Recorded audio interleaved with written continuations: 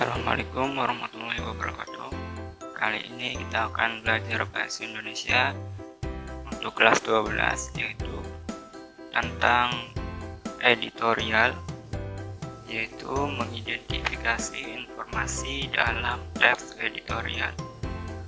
Oke, yang pertama kita akan bahas tentang pengertian teks editorial menurut para ahli.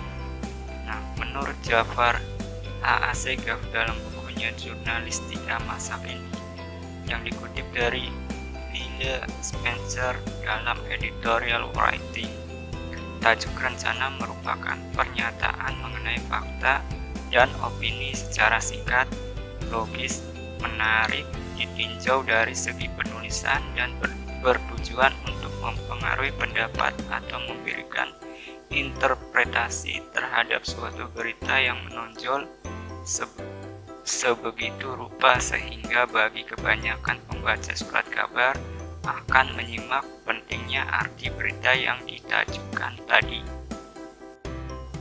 Nah, tujuan teks editorial ini setidaknya terdapat dua tujuan utama dari teks editorial.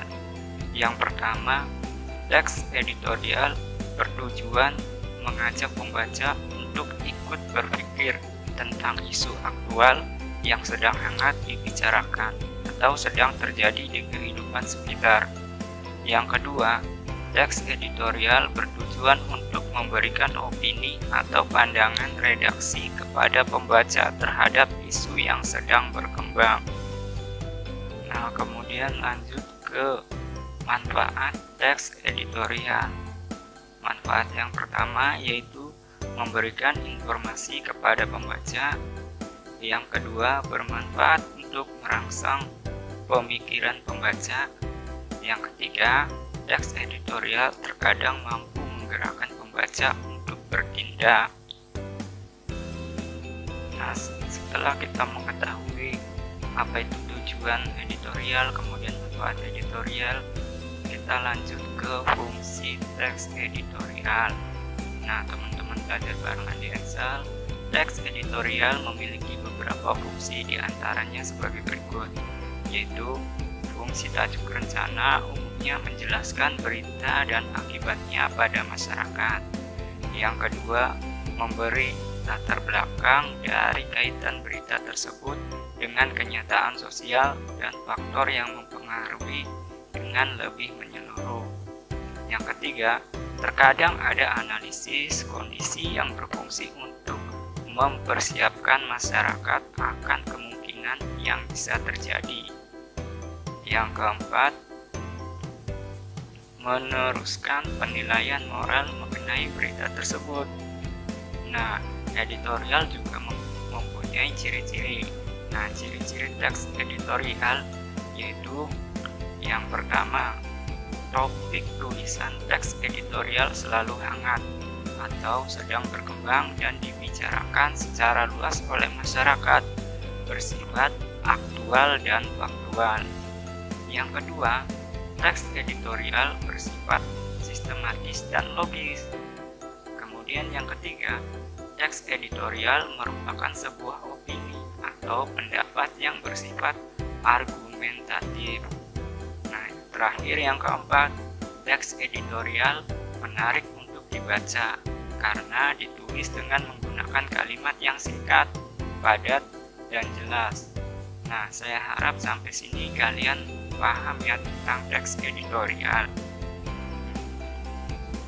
Kemudian kita lanjut ke strukturnya. Struktur apa saja sih yang ada di dalam teks editorial itu?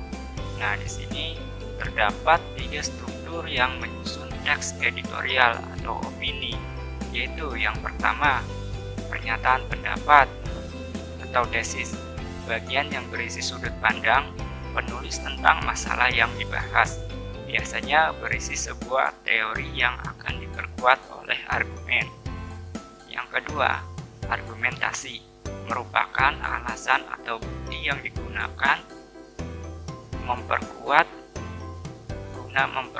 pernyataan dalam tesis.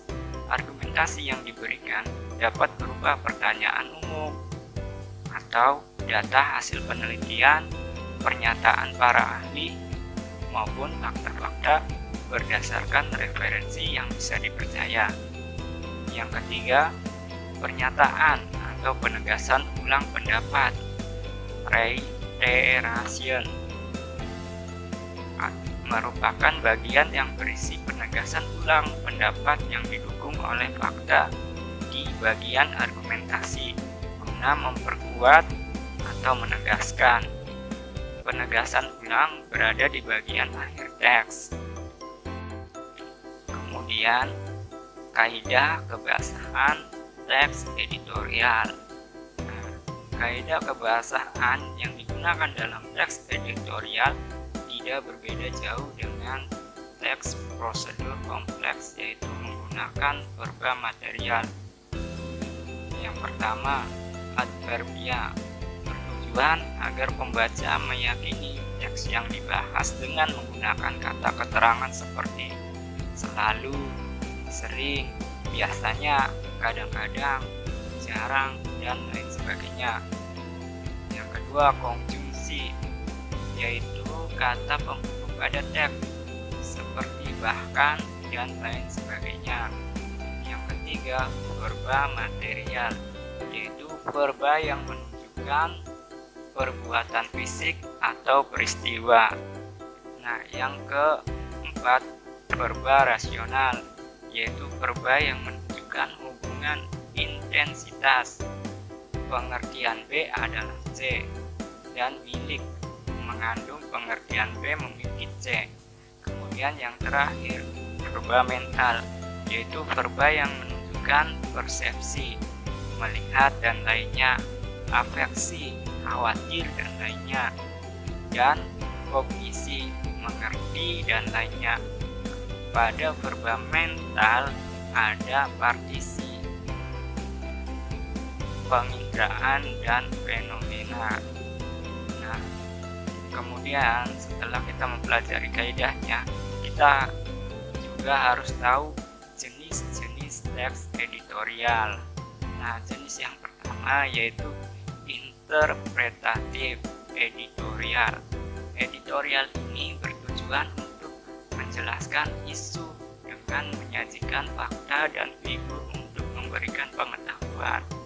Kemudian, kontroversial editorial. Editorial bertujuan untuk meyakinkan pembaca pada keinginan atau menumbuhkan kepercayaan pembaca terhadap suatu isu. Dalam editorial ini biasanya pendapat yang berlawanan akan digambarkan lebih buruk. Nah, yang ketiga, explanatory editorial. Nah, editorial ini menyajikan masalah atau suatu isu agar dinilai oleh pembaca. Biasanya teks editorial ini bertujuan untuk mengidentifikasi suatu masalah dan membuka mata masyarakat untuk memperhatikan suatu isu. Nah, yang terakhir adalah langkah-langkah membuat teks editorial. Yang pertama, memilih topik terkini dan terhangat yang menarik pembaca. Kemudian, yang kedua, mengumpulkan data untuk mendukung pendapat.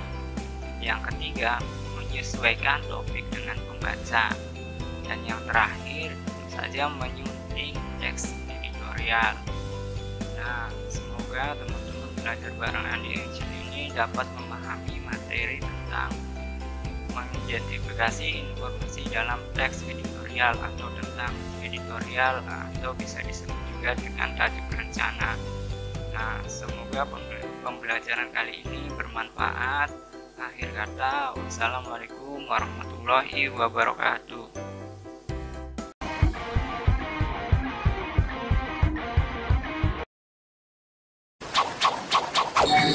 口寄せの術